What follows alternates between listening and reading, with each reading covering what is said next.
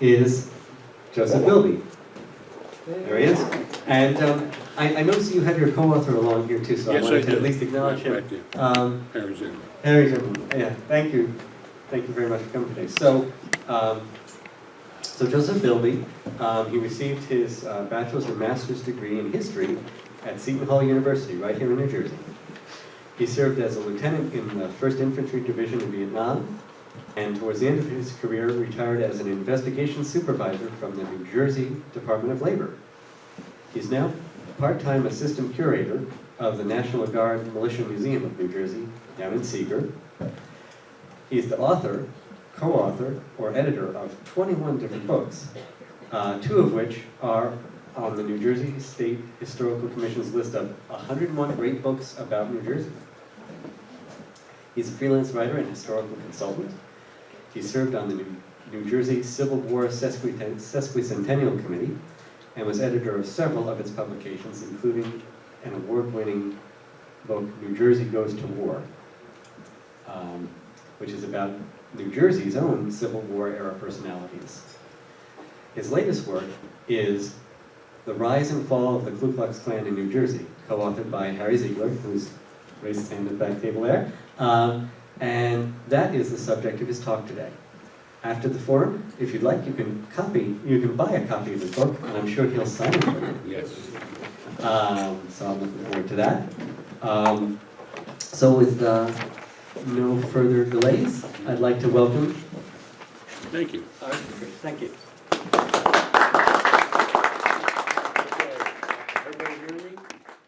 Is this thing working? Okay, all right. I'm not too much of a technocrat. The Ku Klux Klan in New Jersey, first of all, a lot of people are not that familiar with the Klan and what it is and what it has been.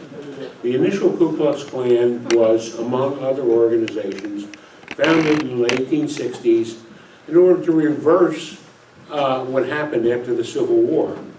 They wanted to reinstitute the economic and social situation that existed without actual legal slavery. It got to be lynchings and all the things you associate with the Klan, especially of black people who were in government at the time, and also their white allies.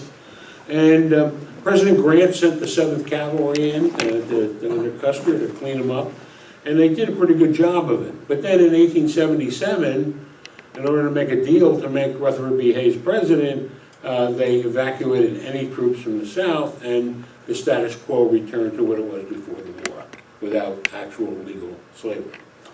So, but the Klan fades, it's gone. Now, in 1915, we have the first big feature film, The Birth of a Nation.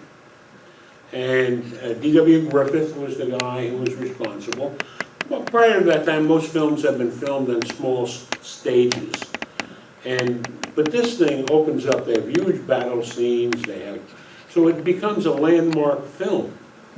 But it also portrays the post-Civil War era as carpetbaggers coming down from the north to manipulate the poor slaves who they're not that smart, you know. And so that becomes part of what they call the reconciliation movement. Also, this is when all those monuments were erected that we see now in trouble, in the 1880 and 1920, most of them by the United Daughters of the Confederacy. And so you have a more sympathetic view. It starts to infiltrate textbooks. It starts to infiltrate scholarly works like Woodrow Wilson, who's the historian and the president of Princeton and the governor of New Jersey, and then the president of the United States. And we have a quote from him in there, which is incredible. And there's also a period of great, I say, emotional disturbance. When World War I comes along, the government launches a massive propaganda campaign. And also, the Bureau of Investigation, the predecessor of the FBI, they hire vigilantes. So, like in Hoboken, there's a big port where all the troops are going out, and these vigilantes go in and they sit in bars, and they say, oh, I saw soldiers drinking. You know, soldiers aren't supposed to drink. I mean, that's, yeah. I don't know what to say about that, but they do. They also, there's a report of drinking down at Seagirt where the Home Guard is training, and 2 guys are sent up to walk around and see if they see anybody drunk. So, yeah, then Prohibition, of course, after the war becomes law.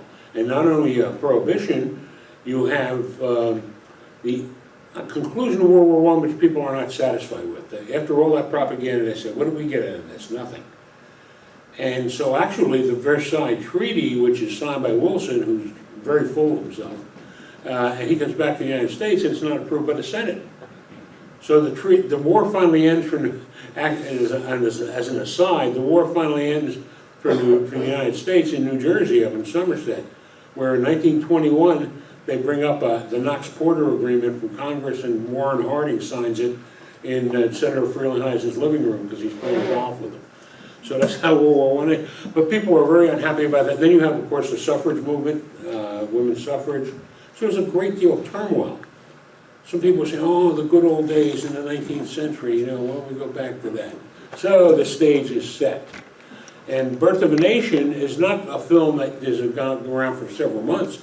It's years, 4 or 5 years, this film is shown in different theaters all across the country. And it really creates here's a still from this, is Lillian Gish being leered at by a Union soldier. Yeah, so. And this is a Southern womanhood. This is all, this becomes actually, the place of women in society becomes a very major Klan project over the years. Now, there's a ne'er-do-well named William Joseph Simmons, and this guy, he joins the volunteer unit in Alabama during the Spanish-American War. They go to Florida for 2 months and he's discharged. But he later on calls himself Colonel. He says Colonel Simmons. And he's fired by the Methodist Church, who he was doing something for. He projected himself as a doctor when he wasn't because he flunked out of medical school. But then he starts selling memberships in fraternal organizations. This is the other part of the mix. The fraternal organizations of the 19th century provided some security and feeling of importance to people, and there were legions of them. And they were all racially restricted. I mean, the Universal Order of Red Men, you had to be white to join, you know? And so, but they gave a little bit of security to people. No Social Security, no unemployment insurance. So, you know, if you died, they'd give your widow $50. And so that was better than nothing. So they provided some insurance and also guys felt like they were important because they were in the, especially if they wore like goofy garb. And so what fits that completely, Simmons sees the movie and he says, aha. And he's selling these memberships, but he said, I could start an organization based on the Ku Klux Klan. Because everybody's forgotten the Civil War, what it was really about. You're getting a whole new conjecture. Even when I was a kid in the 50s, the history books used to say, well, slavery was one of the causes of the war. Well, that's because they had to sell the same book in Texas as sold in New Jersey. And they didn't want, the Texans wouldn't buy it. So, you know, saying that, of course, the war starts because the South secedes because they want to preserve slavery, but that's another story. So, at any rate, Simmons creates this organization. It doesn't go very far. In 1915, he climbs up Stone Mountain, Georgia. That's where you later see that sculpture of the Confederate leadership there, romantically sculpted into the side of the mountain. And they burn a cross. Now, why do they burn the cross? Now, the movie Birth of a Nation is burning crosses. And where do they get it from? Not from the original Ku Klux Klan. They were burning crosses. It's because the movie was adapted from a novel called The Klansman.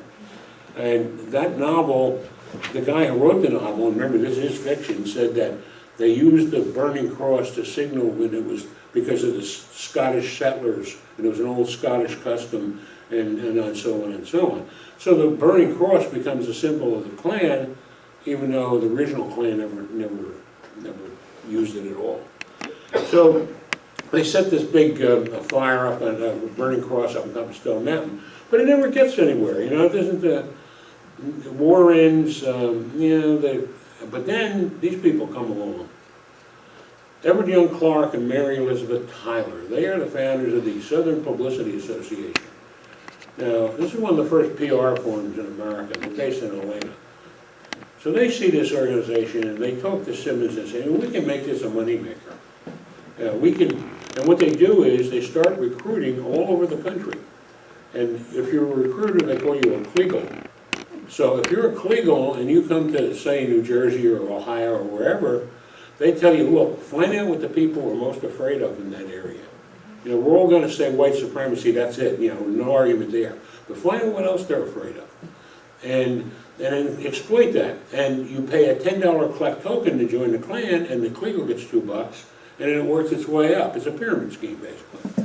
And then if you want to buy garb, you want to buy the hood and all that, which the original Klan didn't really wear, you have to buy it from them. You have to have the, certified from the Klan factory in Atlanta. So it becomes the Never Publication Company. So these two people basically take it over. And eventually they force Simmons out by paying him a huge amount of money. And he leaves. He's no longer the Imperial Wizard. And so what becomes, now back to New Jersey, this guy is Edward I. Edwards. He was the governor of New Jersey right after World War I. Prohibition is coming in, and he says when he's going to run for office, I'm going to keep New Jersey as wet as the Atlantic Ocean, and he gets elected. And so New Jersey's not real enthusiastic about prohibition. One of the reasons the Klan comes here, the huge immigrant population. In the 1920 census, over 20% of the population of New Jersey was born in another country, and that doesn't include their kids. By 1930, they did an estimate where 30 or more than 30% of the state was either born in another country or had one parent born in another country, which would have included my mother, whose parents were born in Ireland. So there's a lot of immigrants in this, and I've checked that by going into World War I enlistments from different towns, and it reflects 20 to 25% foreign-born people. Mostly Irish, German, and Italian, but there are other countries as well. So at any rate, we don't approve the Prohibition Amendment until the mid-1920s, but it is not. He tries to bring a thing saying, well, you have 4% beer, that's not really alcohol, but it all gets pushed down. So, you have prohibitionists in New Jersey. So this is one of the things that bootleggers and rum runners start coming in to take advantage of business. It just so happens that 80% of the bootleggers and rum runners are foreign-born, mostly Jewish and Italian. And so that is a fear to the old school people who want it like it was in the good old days. But interestingly, the suffrage movement, suffrage ladies support prohibition as well. Because in the 19th century, all these guys would take their pay and go into a bar, come home drunk, and beat up their wife. And so it was a complicated thing. But at any rate, this guy becomes, Hiram Wesley Evans he's a Texas dentist, born in Alabama. He becomes the new Imperial Wizard and succeeds Simmons. So he works with the two publicity people. Eventually, he pushes them out. So he becomes the big honcho. Now, as they come into New Jersey, 1921 is the earliest we hear of them. And the newspapers do a survey, and they say, what is this Ku Klux Klan thing? And, well, remember the movie? Oh, yeah. And what happens is the recruiters that come here, the Kleagles that come here, they exploit, the population of New Jersey is 5% black then. Most of them are farm workers down in South Jersey. Now, these people are racist, absolutely, but so is most everybody in America who was white at that time. It was a matter of degree. But the thing that fears the old-timers most are immigrants and Catholics and Jews. So this is the main thrust. But the Klan guy will come in and say, well, we're for motherhood and white supremacy. That's just a given. But then they start ranting about, especially when Al Smith runs for president in 1928. Not only is he, interestingly, I found out about Smith, I never knew this. I always thought he was Irish, of Irish extraction. But his mother was born in Ireland, his father was born in Italy. And he came over here before the Civil War, fought in the Union Army, And his name was Farrago, which is Italian for like blacksmith or whatever, so he changed it to Smith after the war. That's just an aside. But at any rate, the Klan says they're forming, and they get PR out there, and that they're gonna form in Newark of all places, you know. And so they place a wreath at the statue of George Washington here that's down in Washington Park, downtown, and it's gone by the next morning. Oh, a bunch of fraternal organizations put it in. It's gone by the next morning. They get very upset. They come to the Newark News and they say, well, we're very upset about this, patriotic Americans putting a wreath down there. Again, the next year they do it again in 22, and the guy who runs Public Works walks by and he sees it and it's gone by noon. You know, so Newark is not a good place because, of course, the large cities are where the immigrants are, and that's going to prove disastrous for the Klan coming up. Now, Alma White. Alma White was a lady who was born in Kentucky, and she went off to the West as a young lady and became a teacher, and then she married a minister, a Methodist minister, and they formed their own church. And then they ended up back in New Jersey. Somebody donated, for some reason, land up in Somerset County at Zarephath. And she forms what's actually sort of like a communist organization of a church, like a commune, and she's a very strong feminist for women's rights, but only white American-born women, not anybody else. And she becomes the big Klan propagandist, and she writes a pamphlet every month called the Good Citizen. She also writes books on why the Klan is the best thing that ever happened to America. And interestingly, by the 1960s, of course, everybody, even the scholars, want to forget that this all happened. So I have a book, and they did a series in the 60s between Princeton University and a publisher in New York. Everything was an aspect of New Jersey, labor, whatever. And the religion thing, I have the book, so I pulled it out. I looked up her, she's mentioned, I go to the page. It just says she founded this religious community, and she supported it by her writings. They don't say what her writings are. And this is done by an alleged scholar in the 1960s for a Princeton series. So everybody wanted to forget that this happened after it didn't. But she was, she brought in a guy from New York to talk about the Klan out in Bound Brook, and they ended up stoning the place that he was at, and they had to bring in the state police to save the Klansmen and the people who were there from our church. It would be helpful if we can turn off the lights in the front, so we can see better what's on the street. This is about the, I'm just saying, the light that's right above this is off. I don't want to make it completely dark. Is it, show of hands, is anybody having a problem seeing? You want this better? Yeah, that's okay. That's okay with me. You're gonna be okay? Computer. Okay. Yeah. All right, there's the Good Citizen. I actually have a compilation of these that I bought on eBay for $20. And they are really, really bad. Here you see a Klansman with all the other Klansmen. He's stepping on a bishop's hat, a Catholic bishop's hat, but George Washington is looking over and approving.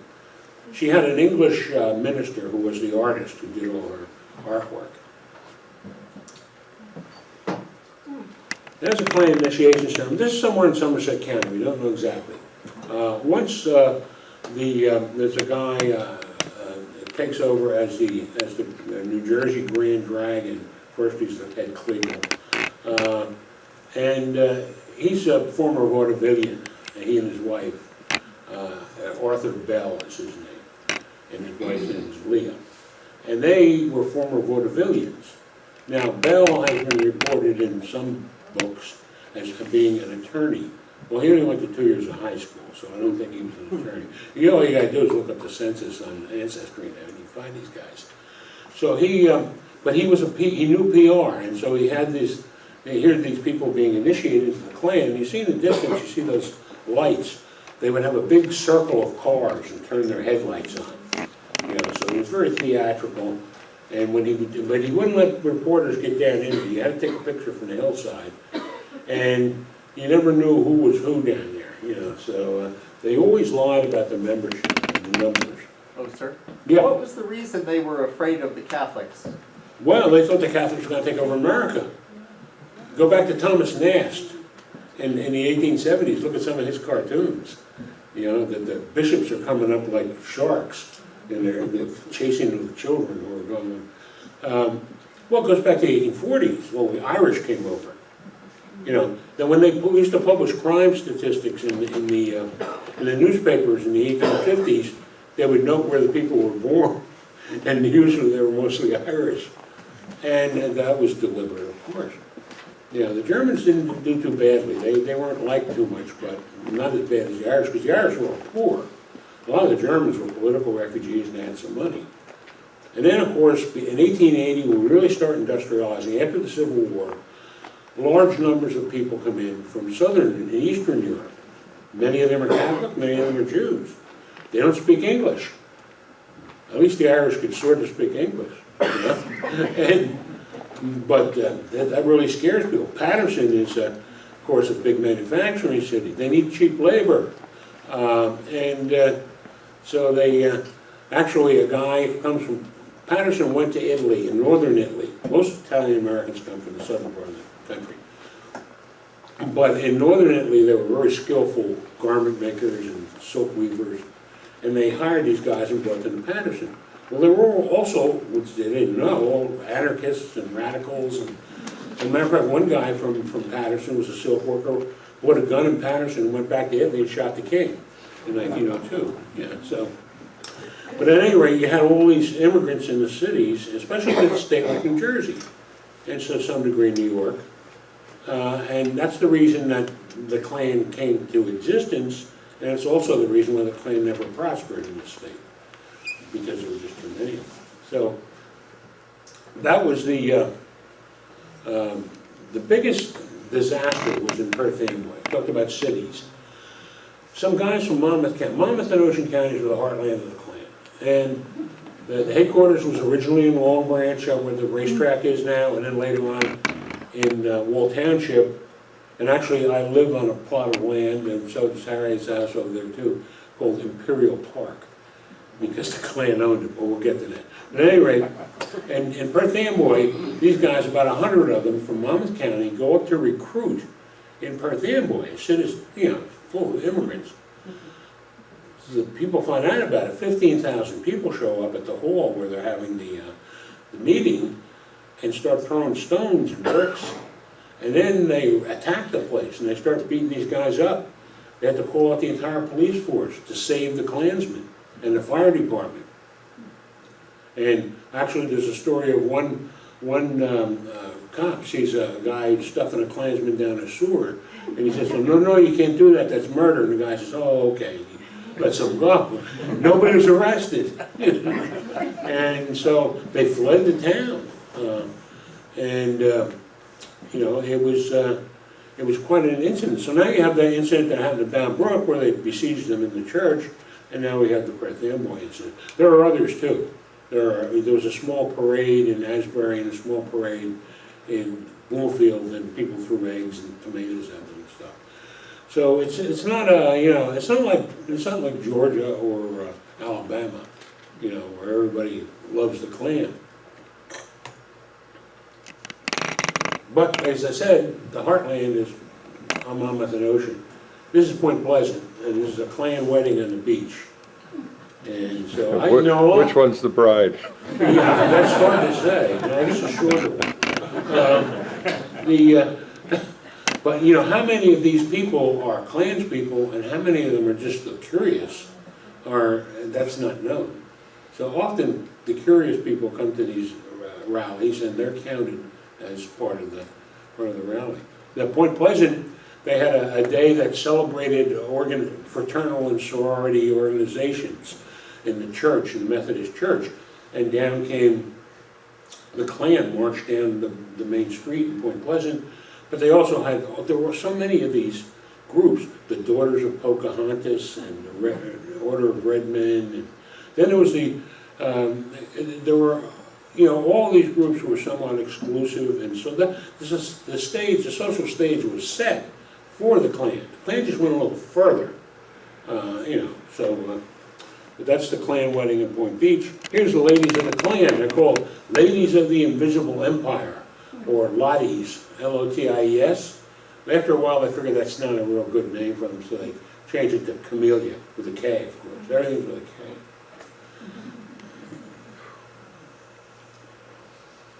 Now, Atlantic City is another city where they try to start something. And Atlantic City is run by Nucky Thompson, all right?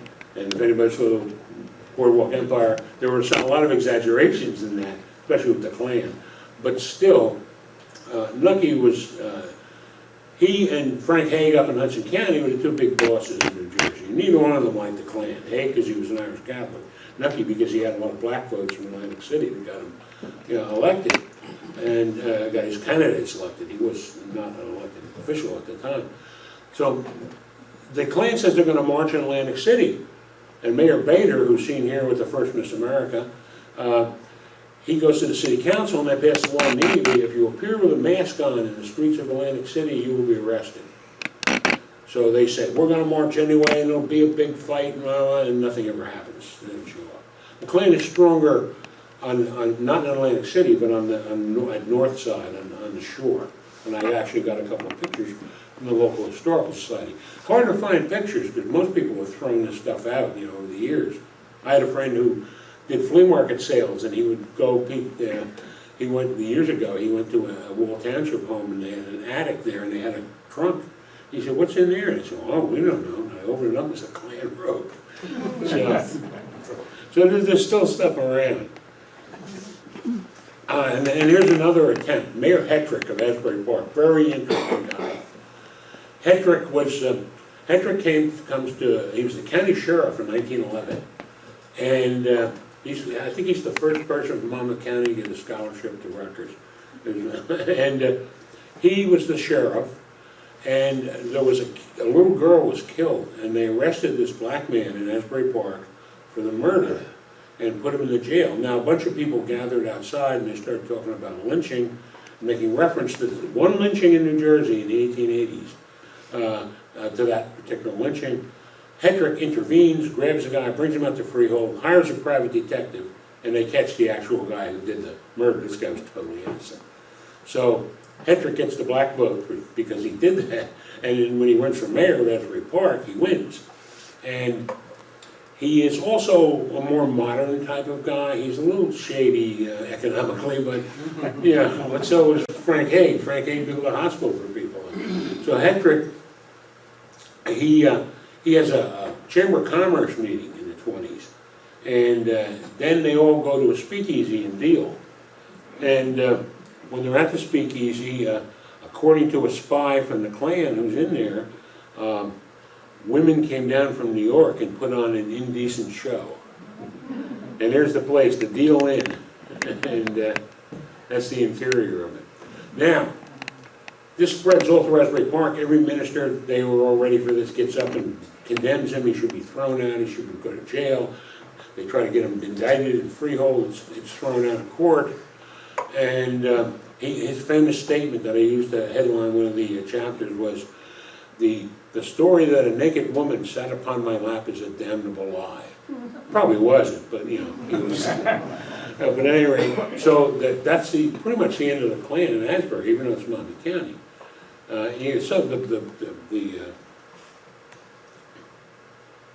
and this is 1924, TriState Conclave. This is the one that people still know about. It's held in Long Branch, and the idea is they have this huge entertainment, like a sideshow, and then there's going to be a march down Broadway, and they say 80,000 people are going to be. It's three states: Pennsylvania, New Jersey, and New York, and so they have the thing, and it's not for 80,000 people. A lot of people come. There may be 25,000, 30,000 people pass through the venue, just looking at this stuff. And then the march is held, and they claim 10,000 marchers. They previously said there'd be 20,000. And then the chief of police of Long Branch said, no, we counted about 3,200 people there. And these are from 3 different states. So whenever they have a big gathering, they lie about the numbers, and then they bring in guys from other states. And reporters start getting a hint of this, because whenever they have a rally somewhere, the reporters go into the parking lot and look at the license plates.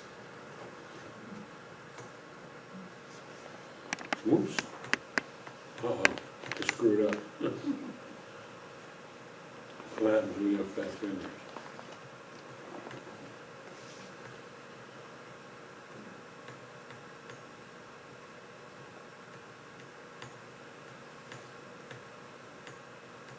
Getting there.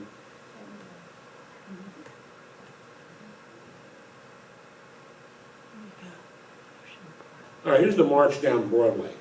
They march out of what is now the park, the racetrack, and they come across, march down Broadway, and they go back up Bath Avenue. And it becomes a legendary thing. When you look at the New Jersey WPA guidebook, published in 1940, and you look for Ku Klux Klan, there's one sentence, and it doesn't refer to any of them in New Jersey. It just says something about the Klan, and that's it. There is a book called Entertaining a Nation, I believe it's called. It's a WPA book about Long Branch, and they talk about this. And they say that, you know, all the tourists packed up and left, and they, et cetera, et cetera. It was July of 1924. One thing they did was they thought Al Smith was going to run for president in 24, and so they had a thing where you could throw a baseball and dunk a dummy of Al Smith in the water. What? I did it again. You're going to have to move my fingers. But that Long Branch thing was probably the thing that people, even to this day, remember someone telling them about. The other stuff, not so much. Now, they had lots of small, they call them claverns, chapters all around the state.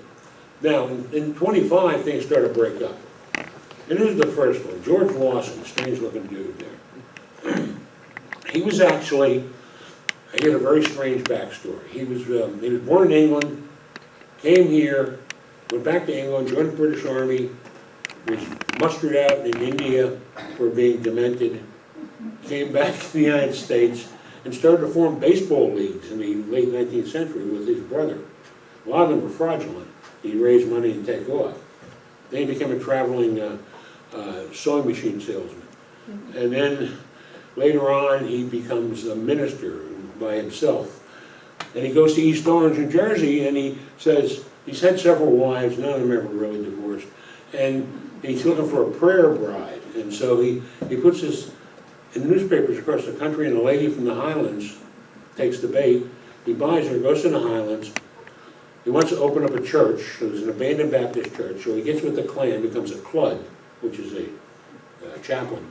Now, he's not even really legally supposed to be, according to Klan strictures, because he was born in England, wasn't born in this country. But then he breaks with the Klan, and he's going to run independently for Congress, and he stages this picture right after the National Archives with a gun, a Klan hood, and a Bible. And his motto is Can the Klan, K-A-N, the Klan. Yeah, so. And so later on, he ends up moving to Middlesex County, where he gets in a fight with his wife, and he's drunk, and he throws a pie plate, and at that point the police are coming in, and he hits the chief in the head. So he does like 6 months in jail, and then he goes to Newark and becomes a painter and paper hanger. Now this guy is the big scandal, national scandal. Steve Stevenson. And he said, I was a no one from nowhere, and look what I did. He comes from Texas. He becomes such a great recruiter for the Klan that he's Grand Dragon of 3 states, but he's in Indiana. Indiana is the most Klan-infested state in the Union in the 20s. People would think maybe Georgia or something. No.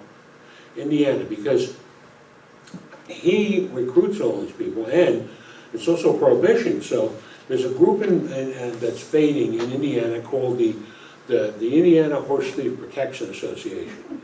And he joins that. And of course there aren't too many horse thieves in the 20s. They're getting less and less every year. They're still around. But these guys have constable power. So he uses them to stop cars and confiscate liquor. because it's prohibition.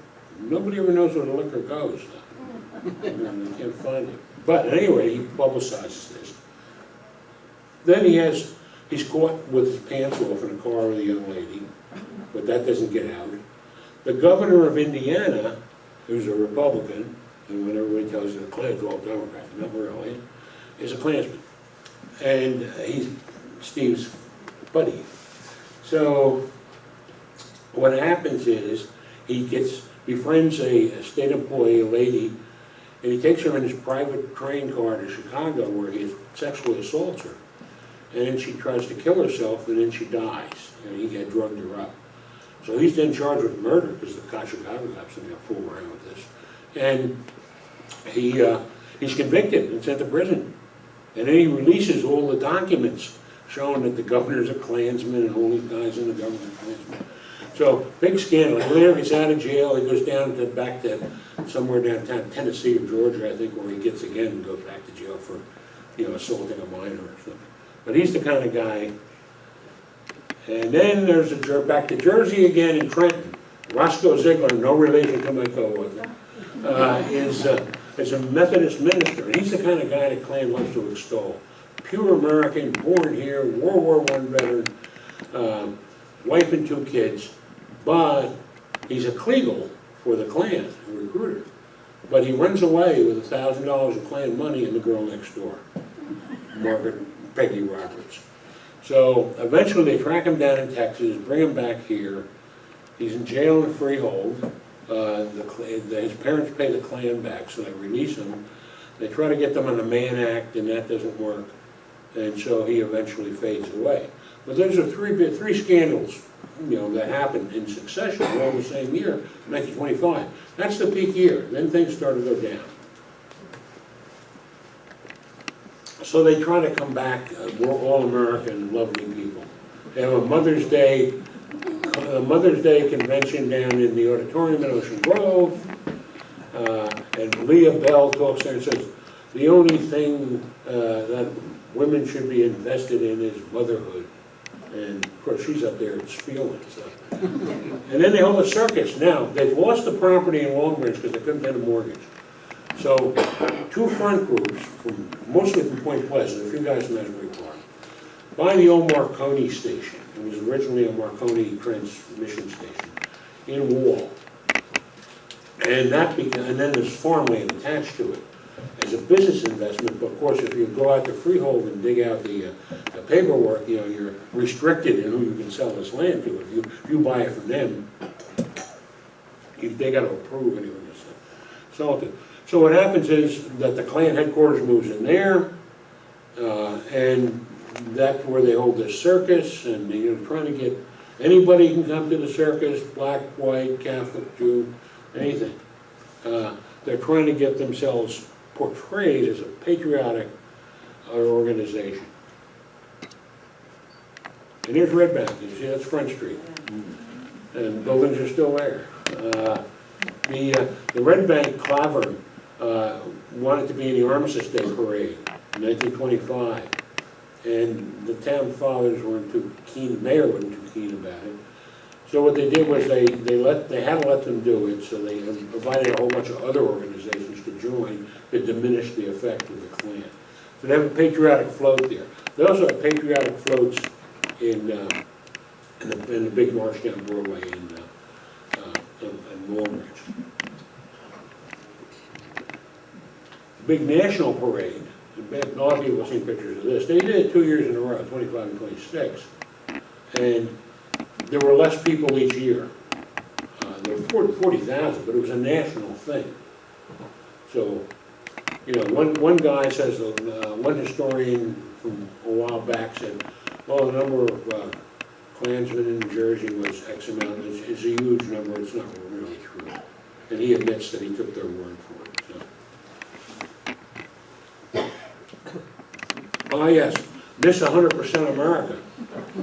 This is over at what became Camp Evans, the Marconi station, and they call it the Monmouth Pleasure Club, which is slightly suggestive, I guess. But there, the lady in the middle she's the candidate. Now, this is an interesting case. Basil Bruno he's a politician from Long Branch. His parents were born in Italy. He's born here. He becomes a pharmacist. He has a pharmacy in town, a pharmacy down the Boardwalk in the summer. He affiliates himself with the Klan. And he gets elected to the New Jersey legislature, where he introduces twice this law that that the Bible be taught in public schools. And it doesn't pass either time, but he introduces it. He was a member of the Junior Order of United American Mechanics, the JUOM, before that. That was the predecessor to the Klan. It was anti-immigrant, very anti-Catholic, and it was, many of the members became dual members of the Klan. He was born here, so he was eligible. In 1927, things are starting to tank down. The scandals are taking effect. People are getting sick of it. A lot of people aren't paying their dues. And they have the Easter Sunday service. Evans comes up from where his office is in Washington now to speak. And this is out in Somerset County, in Bridgewater, I believe. And they're marching to the venue there. And there's people watching them. Cops watching them. Another sign of the decline is that the Asbury Park Press cartoon, which makes fun of their garb, said, well, if you've left the Klan, you can do things with your, for keeping bugs off in the summer, and decorating your firearms, changing taking honey out of the beehive. So they're not taking them seriously. Most of the newspapers are against them from the get-go, once they figure out what they are. Matter of fact, the New York News runs one, said they should be banned from burning these crosses because it's forest fire season. And they burn a lot of crosses. That's the thing the Klan does in New Jersey. They burn crosses, and often they run away. And sometimes we don't even know if it's a Klansman that burned it or it's some prankster. So normally they don't hang around to talk about why they burned the cross. They burned one down in Ocean Grove, and there's a memoir by a Jewish guy from Asbury Park. His father owned a store there, and he was a kid at the time. He said, oh, it terrified us. He said, but then the next day, the guys we knew to be in the Klan came in and bought cigarettes from my old man. So it was entertainment for some of these people.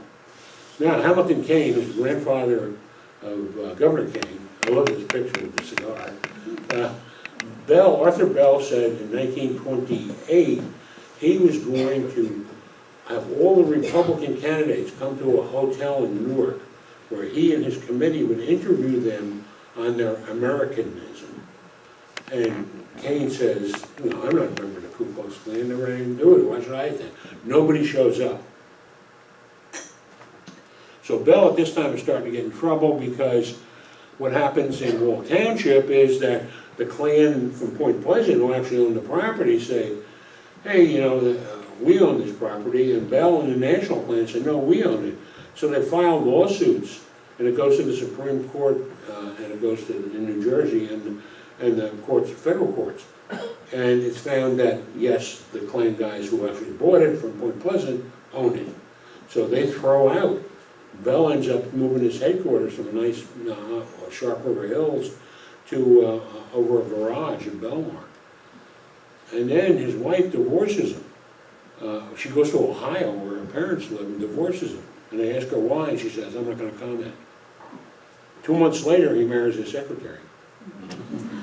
His longtime secretary. So, and then now 1928 we're at, and Al Smith is definitely running for president. So he's the great horror of these people. And so they invite this clown up from Cotton Tom Heflin from Alabama. Now he's the guy who wrote the legislation in 1900 virtually ending black people's suffrage rights. And he was proud of that. So he comes to Washington as a senator, first a congressman in the Senate. And he's on a public transit, he wants it segregated. And he gets an argument with a black guy and shoots him. The guy's not killed, and so half one pays his hospital bill, so they let him off. That's the kind of guy he is. So he comes up to New Jersey and he gives lectures around different Klan groups in Neptune, Somerset County, about what a horror Al Smith is. So after he does the thing in Neptune, he goes to Asbury Park, to the Monterey Hotel, and gets a room for the night. And so he's kind of a hefty dude, so he breaks his slat in his bed. So he calls up the desk and says, and they said, well, we'll send some guys up to repair it, okay, or change it. He said, I wanted an exact description of what these guys look like and what their, what their names are. And the guy says, why, clerk? And he says, well, the Catholic agents are out to get me. And they may be, never mind, so. But that's the kind of clown he is. So, but he goes all over the place. He eventually, he doesn't support Al Smith for president, and eventually he throw him out of the Democrat Party. And there's Al. Biggest, we talked about Nucky before, now my man Frank Hague. Hague, whenever his guy, and the guy on that side, A. Harry Moore is governor of New Jersey, and A. Harry is governor 3 terms. You can't succeed yourself under the old Constitution of 1844, but he's in again, out again, and out again. So Hague holds a rally for Al Smith, and they claim 80,000 people showed up. It was the first time the state police used overhead observation for traffic control. So there's the Al Smith and his wife, and Moore and his wife at Seagirt for the big rally. Up the road in Ocean Grove at the same time, you have Billy Sunday, who says that Al Smith is a danger to America because he's a Tammanyite, a papist, and a wet, meaning he wants to abolish prohibition. Meantime, the state of New Jersey, you have black veterans from World War I. And they want to form a National Guard unit. Now, there are black National Guard units, especially the famous 15th New York 369th Infantry, fights in France more than any other American regiment because we came into the French Army. And so these guys want to form a Guard regiment. The federal government says no, it'll be a segregated unit, as the Army was in those days. So the state of New Jersey said, well, we'll create a militia unit, and you can be in that. So that's what they do. And there they are at Seagirt. They win a lot of marksmanship trophies and athletic trophies. They are also there when Morro Castle goes on fire off of Seagirt. You see it in Asbury Park, but again, this one goes on fire off Seagirt. And Governor Moore deploys them to save people on the beach and everything.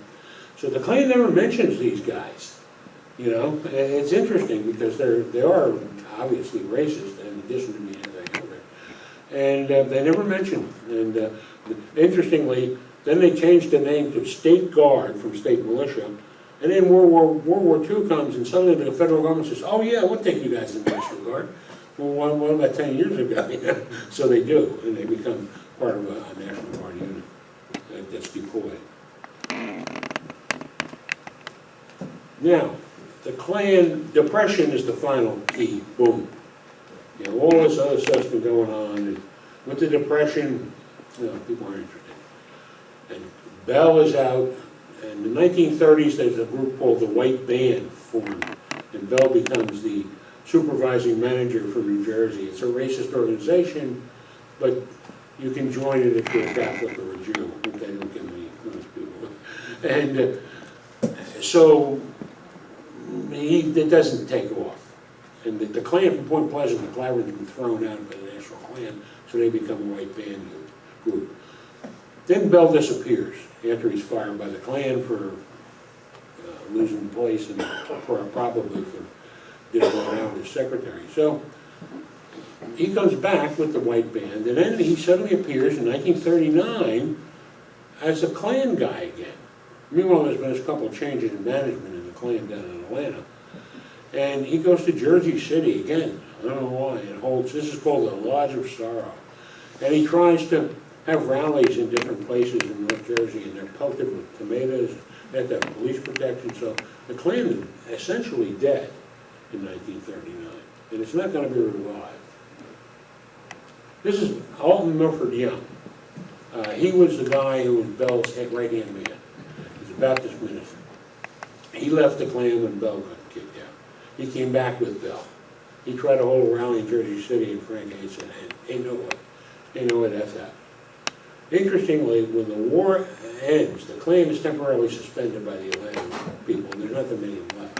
When the war ends in 1945, there's some talk of the Klan being resurrected, and New Jersey is mentioned. But they interviewed Bell, and he's running a luncheonette in Bloomfield at the time. He said, well, you know, maybe we could do that, and we could let in Catholics and Jews, and we could have a Negro auxiliary. Worse yet, with Young in 48, he's in Jersey City, and he converts to Catholicism. So, yeah, got me. He said, that was the biggest mistake of my life joining the Klan. And this was the kiss of death. When they tried to come back in 1940, Bell is looking for recruits because he got nobody. Well, what is an organization that is similar to ours in outlook? Well, the German-American Bund, which is a Nazi organization. They have a big camp up in Sussex County, Camp Nordland, and there they are. There's Arthur Bell, and there's August Klopperat, who's the head of the Bund. It does not work out. 1,000 people gather outside the camp, throws rocks at them. A congressional committee comes up from D.C. and they have whole hearings, and they say to Bell, was that a good idea? He said, well, no, I don't think so, in retrospect. And so the Klan is, officially dead during the war. This, by the way, is the headquarters out in Wall Township, which is now, ironically, the Info Age Museum of Science and History. And here's the final blow. Walter Edge, also known as Wally Edge, from Atlantic City. He's governor during World War I. He's a self-made publicity guy. He becomes a U.S. Senator. He's ambassador to France. He becomes governor at the end of World War II. And in the 20s, when he was running the primary for Senate, the Klan campaigned against him because he was against Prohibition. He was a Republican, which is unusual in this state for him to campaign against a Republican. So he's governor in 45, and he hears this story. He says, wow. So he calls his Attorney General, Van Riper, and says, you got to get rid of these guys. And Van Riper says, I'll look into it, sir. And he goes, and they say, well, I have corporate papers from 1923. Dig those guys up and have them, and they issued, the Supreme Court of New Jersey issued what was known as a certificate of ouster, and they throw out the Klan. So Georgia, actually, the governor of Georgia was upset about it too, and he sent this guy up from his Attorney General's office so Van Riper could tell him what he did. So that was basically the legal end of the Klan. It would be 1946. And, this is the reason it ended, because of all the immigrants in New Jersey who were declared to be enemies by the Klan. And that sums it up. Any questions?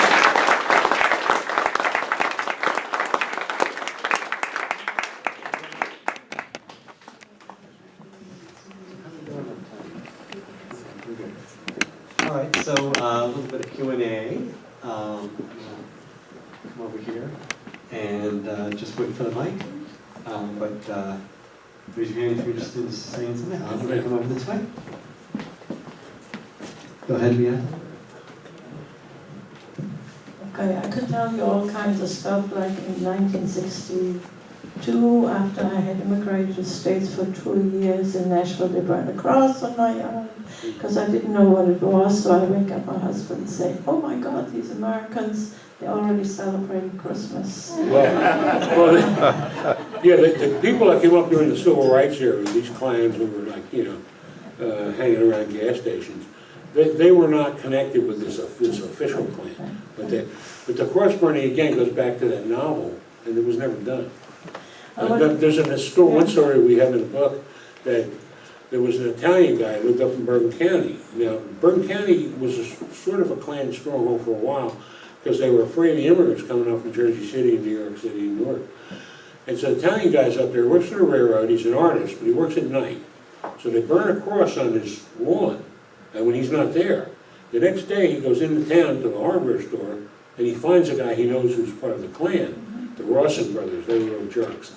And he says, "You scared the hell out of my wife and kids last night." So I don't want that ever to happen again. He goes over and he buys a gun. He leaves and never happened again. Well, we didn't know, he informed me what it was, and after the war in Germany, we were not taught any history that was passed Oh, yeah, that was passed a problem. around yeah. the Republic until the winners won Yeah. the textbooks and then Yeah. read them. So I found out at age 22 and a half Yeah. about the Nazis and then later on about the Klan. And the reason they had burned that is I didn't know we were not supposed to have black friends. So we entertained black friends, and that's when. But you said something interesting which I wasn't aware of. There was nobody to be seen. So they had, Yeah, no, they had ja- burned it and ran off. yeah. Yeah. Even And- in the 20s they did that. Yeah, and I just wanted to know what's happening right now, because we had Well, we had in Red Bank just 2 years ago a Ku Klux Klan Yeah, well, factory. now guys proclaim, they can proclaim their Klan and put a hood on, you know. I would assume it's an extreme minority, but we are again in a troubled time. And I think when I submitted the query to the publishers, the guys, the editor contacted me and said, this is kind of timely. I rest my case. I'm not a history buff, so I don't, when you said after the First World War, people were unsatisfied, or? Yes. Well, I don't understand. All right, we send 1.5 million men, or 2 million men to France to fight a war. The war ends. What happens? Well, the Allies, who won, decided to carve up the Ottoman Empire for themselves. That's how Iraq got created, it wasn't existed for it, and all those other countries in the Middle East. And they put they want to get Germany to pay them, and we don't get anything out of it. Because people didn't want to go in the first place. Wilson, when he ran in 1916, ran because his motto was, he kept us out of war. A week after he was inaugurated in 1917, we were in the war. That's one. Another thing is that a lot of Americans didn't want to go into war because of that immigrant thing. You had Irish immigrants who did not want to help the British Empire, especially after the 1916 uprising in Dublin. You had German immigrants who certainly didn't want to fight against their in-laws. And you had Russian Jews who didn't want to support the Tsar. Of course, the Tsar eventually tumbles, but so it's not popular. That's what, they had things that they call 4-minute men. When you saw a movie, there would be a 4-minute pause in the movie while they changed the reels. So they had trained these guys who would jump up on the stage and give a propaganda speech for 4 minutes. They were in theaters all over the country. It was a big propaganda offensive. All those pictures of, German soldiers bouncing babies on bayonets and all that. It was all hokum, I just still don't understand when you said we didn't get anything out of it. No, we did not. What are you supposed to get out of it? Well, you're supposed to get out of the war. Well, the British, they got the Middle East, and the French, And what do we, you demonized the Germans, and it turns out they weren't really demons at all. Oh, yeah, they were the same as you. Yes? In the 60s, about 1963, I was in a college in Chicago, Southside Chicago, and we had a conference regarding the black people in Chicago and how we could integrate because we were having problems at that time. And we had a cross burning in the front of our main building, Yeah. and that was in Chicago in the 60s. Well, we have a story in there of an African-American man who was an engineer who was working at Camp Evans in Wall Township, and somebody burned a cross on his lawn. But New Jersey sent out the state police to make sure it didn't happen again. Yeah. Another comment about the Armistice Conference in Wilson. Oh, yes. One of the reasons that it wasn't negotiated as well as it might have was because Wilson was suffering from the flu, and he wouldn't delegate. No, he was To a any of his very self-important subordinates. individual. Yeah. One of the interesting things about Wilson is that after the war, he had, what was it, a stroke or whatever he had. He wasn't really, his wife was the president. She was the first woman president. Along with the Tumulty, the Irish guy from Jersey City, and they hated each other. So when the reporters would call for something, they'd have to argue it out as to what did he say, and he'd be like, well, so. have two questions. Yeah. One, what do you think about the resurgence of the New York Confederates? It's been in the news just today Yeah. that the UNC at Chapel Hill Yes, I saw paid that. $2.5 million Yeah. for the Silent Sam statue to be Yeah. resurrected in a town some other place. That started some time back, not too far back, and, you know. And then there's this myth that a guy I know wrote a book on, a guy who teaches in Boston, called the myth of Black Confederates. There were black soldiers in the Confederate Army where there weren't.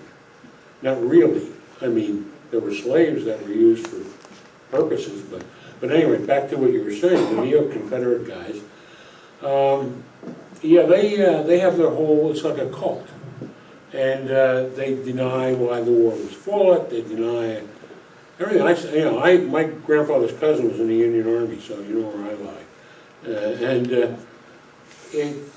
They just try to, but part of that also goes back to the birth of a nation, the Klansmen, Gone with the Wind.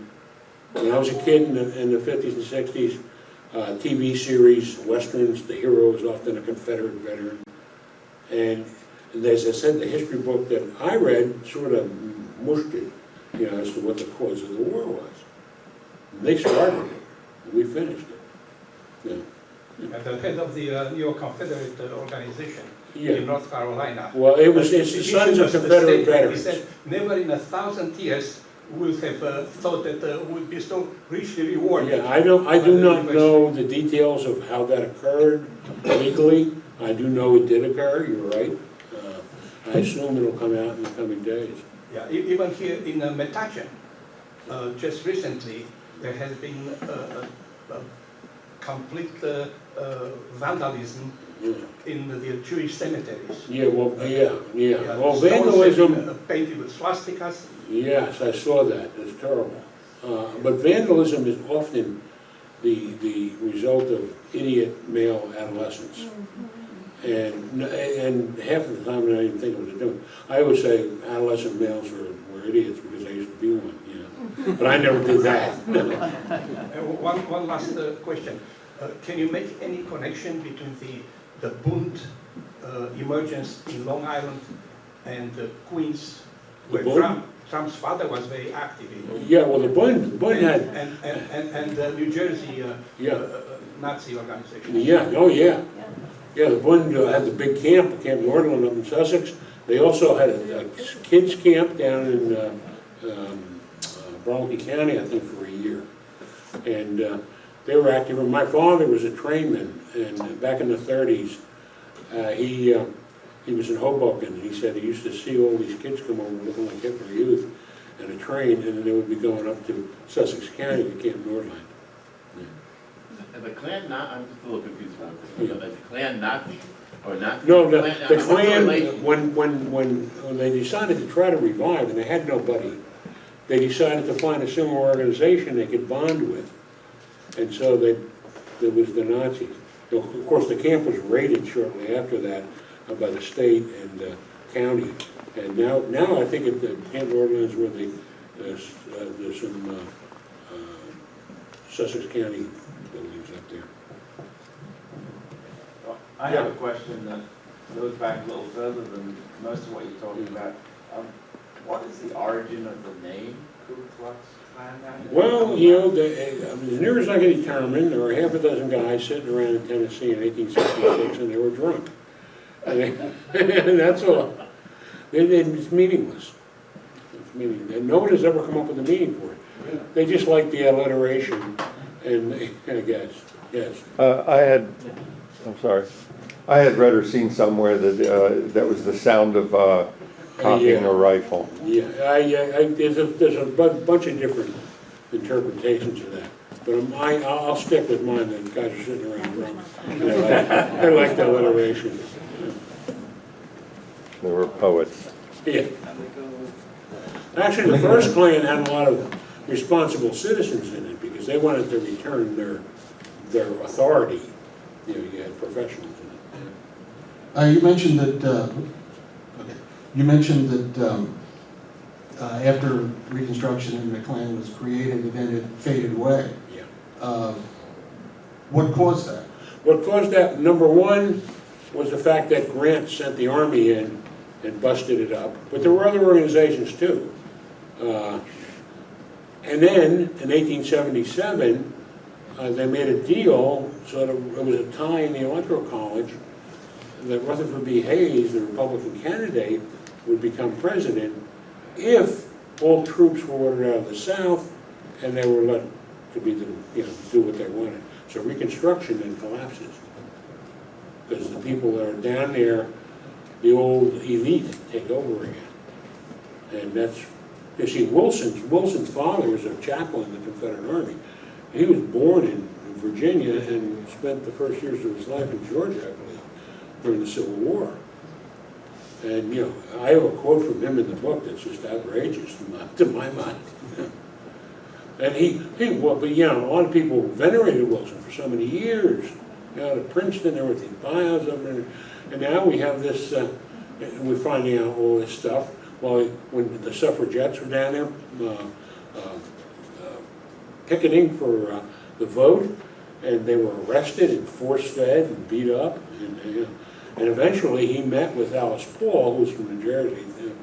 She was a leader, and said, if you support the war, I will support the amendment. And that's what happened. So we see a lot of people didn't support the war. I know the National Guard and I know the militia. Yeah. I know the militia from Second Amendment of the Constitution. Well, but what is the title of the organization? well, the national. You are. You were introduced as. Yeah, it says. Well, what was called the militia for many years, transitioned and was renamed in New Jersey in 1869 as the National Guard. So it was the militia, and it was largely a joke, actually. I wrote a military history of New Jersey, which I recommend for that story. And after the Civil War, they reorganized them, and they gave them a new name. But they're basically the old militia. That's why we call it Militia, National Guard Militia Museum, because it covers all the way back to colonial days and up to the modern days. Yeah. Was the Klan involved in the 1921 race riots in Tulsa, Oklahoma? Oh yeah, that was the most horrible, one of the most horrible things in American history, and it was covered up. They claimed that there were Klansmen who were National Guardsmen and police officers, and they dropped bombs on these people and everything. That was terrible. And I cite that in the book. That there's been a study of it done, and I got a hold of it. Yeah.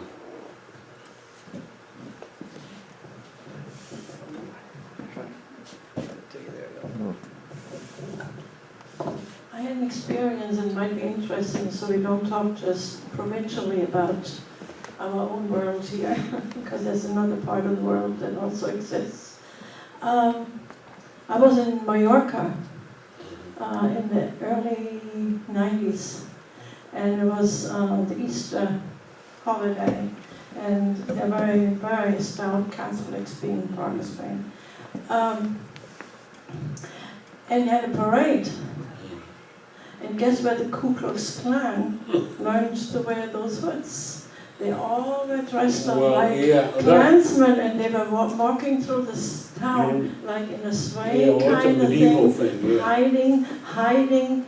It was a way of showing that I've been a sinner, and but they even wore gloves so people wouldn't recognize who they were, and it was just the opposite. And the irony is, the Americans adopted this stuff from the Spaniards who were devout Catholics. Yeah, well, my guess is that was a medieval relict. The hoods for the Klan were invented by D.W. Griffith. No. But he got it from He may have. He probably, I wouldn't be surprised. You may be right.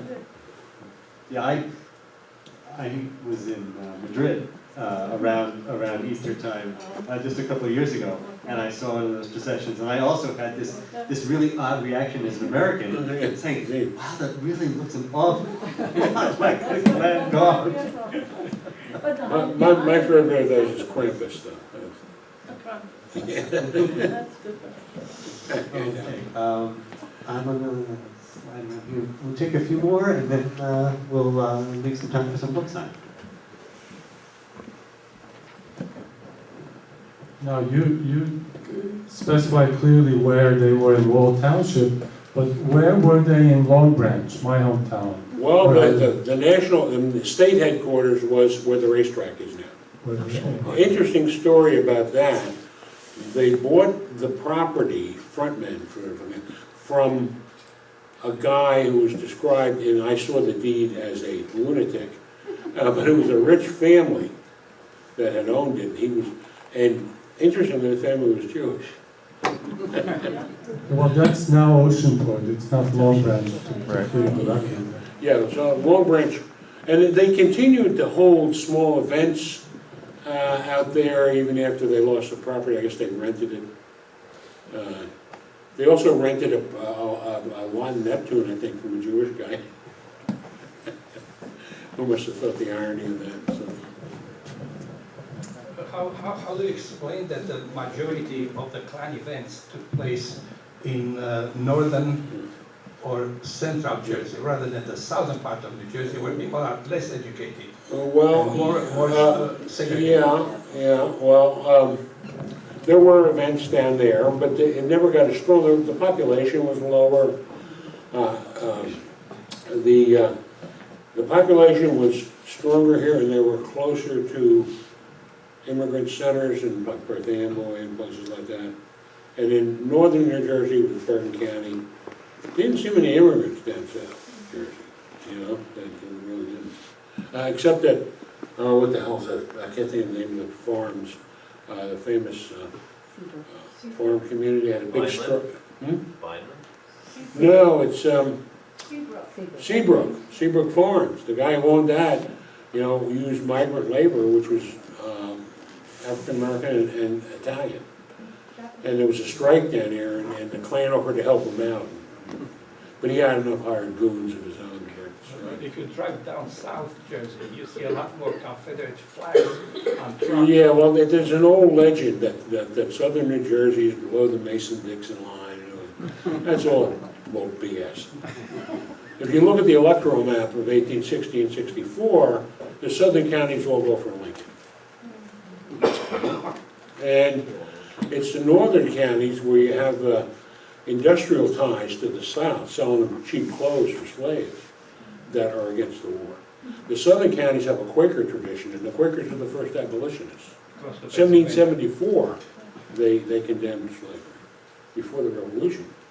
So, but that's a myth. And the Mason-Dixon line has nothing to do with the Civil War. It was a survey line to establish the border between Maryland and Pennsylvania in the 1790s.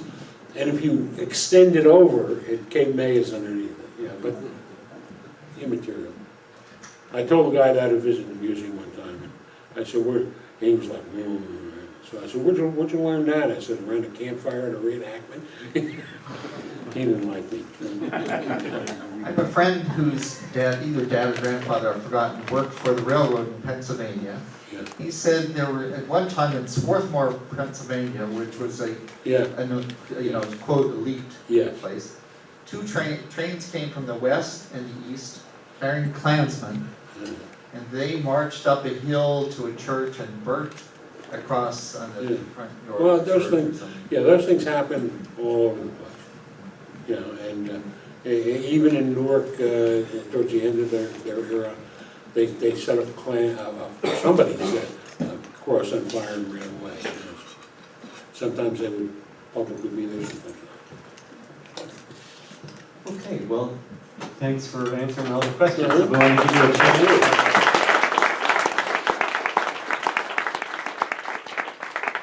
To get into the book signing. So.